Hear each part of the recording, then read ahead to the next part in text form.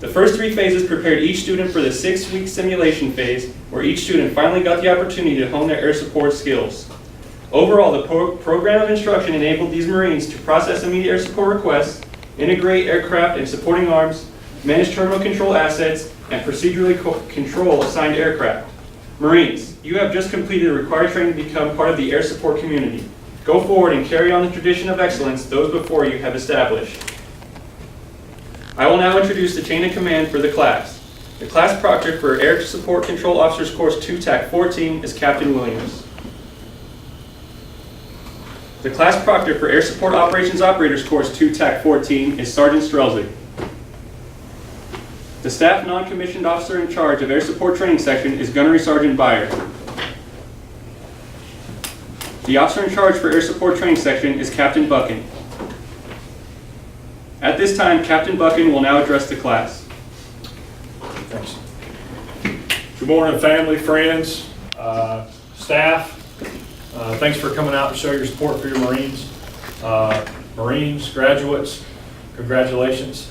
You guys have finally completed the final chapter and your entry-level training pipeline.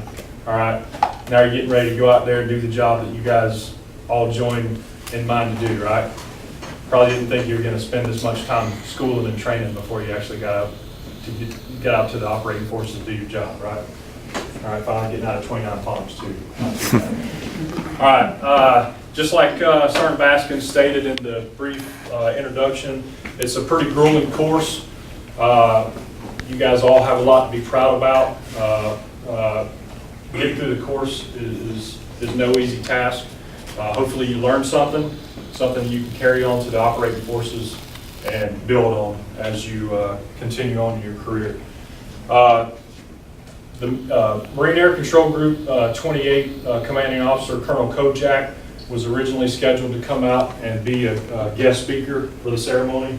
Due to some unforeseen circumstances, he was unable to make it last minute, but he did ask that I congratulate you guys on his behalf, as well as stress the importance of the job that you're about to do.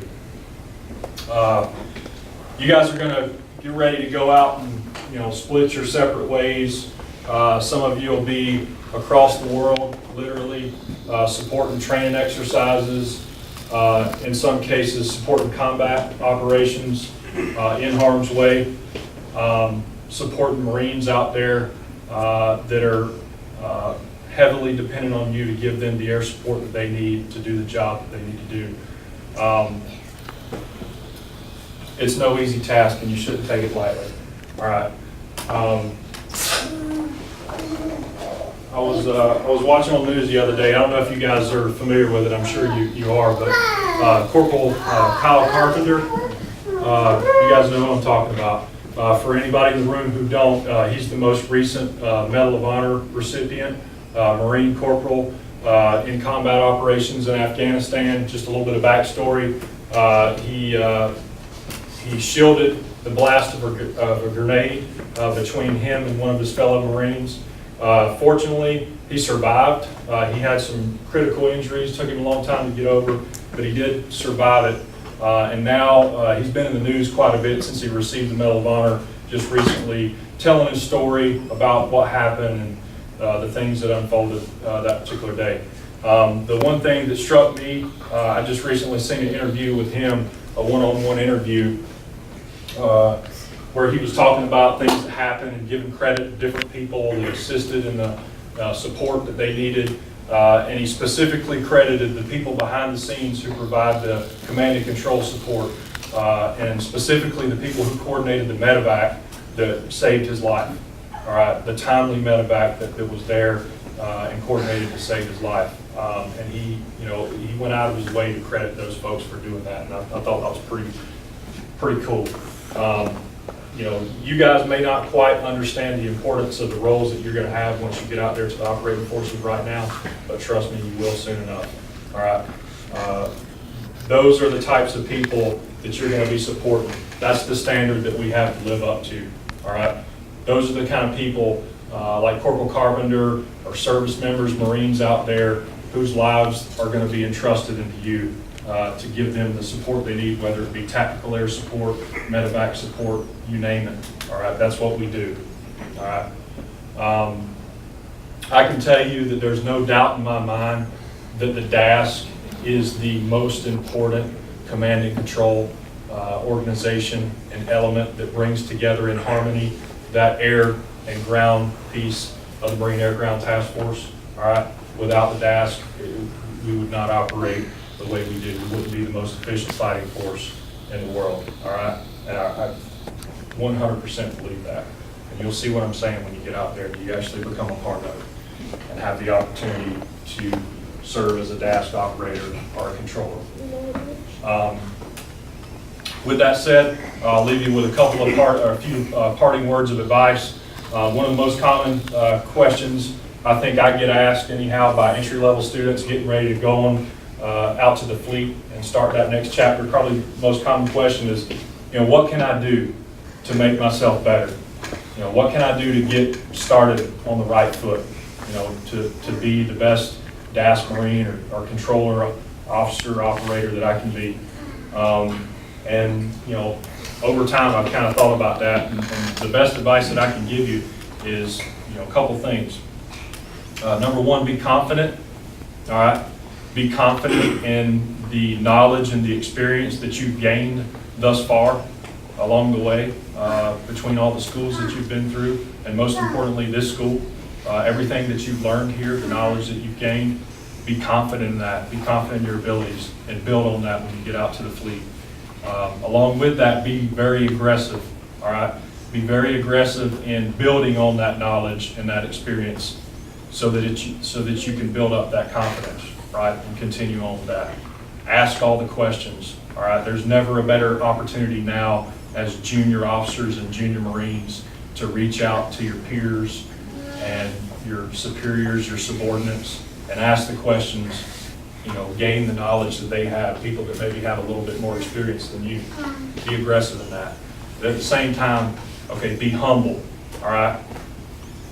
Don't be afraid, when you get there as a PFC or Lance Corporal, to go over to that PFC or Lance Corporal that's your peer that, may have only spent 2 or 3 extra months in the fleet than you have, but they've gotten something out of it. They've supported some exercise or been on some kind of a operation where you can gain some kind of knowledge from them. So be humble enough to ask those people for help and for advice. All right. As a lieutenant, be humble enough to go to your peers, second lieutenants, first lieutenants.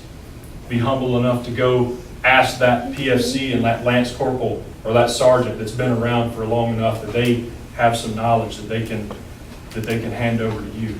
All right. Do that. Do those things, and I guarantee you'll start off on the right foot. All right, take that for what it's worth. Be aggressive, be confident, be humble. You'll more than likely do pretty well for yourself. All right. Once again, I congratulate you guys for your accomplishments, and we'll carry on. Thank you, sir. Please remain standing for the diplomas and the awards. Family members, distinguished guests, we are about to begin the awards and certificates portion of the ceremony. Please feel free to move about the room to take pictures of your Marines as they receive their awards and graduation certificates. In each class, there are Marines who distinguish themselves from their peers. At this time, we'd like to recognize those individuals for their hard work. We will now present the Distinguished Honor Graduates as well as the Warrior Award winners for each course. Second Lieutenant Perlman is the Distinguished Honor Graduate for Air Support Control Officers Course 2, TAC 14, by graduating first in his class with an overall score of 95.66%. He will receive a certificate of commendation. Attention to orders.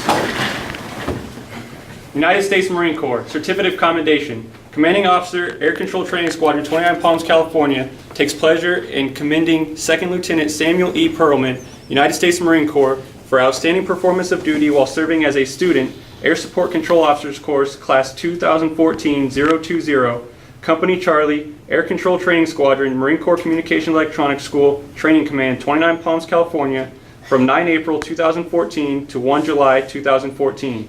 Second Lieutenant Perlman consistently performed his duties in an exemplary and highly professional manner.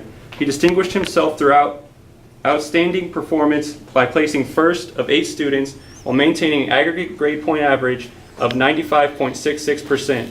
Throughout, he demonstrated a high level of professionalism not commonly found in Marines of his rank and level of experience, earning the respect of seniors and subordinates alike through his extensive self-study and commitment to excellence. Second Lieutenant Perlman's attitude, diligence, and dedication reflected credit upon himself and were in keeping with the highest traditions of the Marine Corps and the United States Naval Service. Given 1 July 2014, signed D. Hardy, Lieutenant Colonel, United States Marine Corps, Air Control Training Squadron, commanding.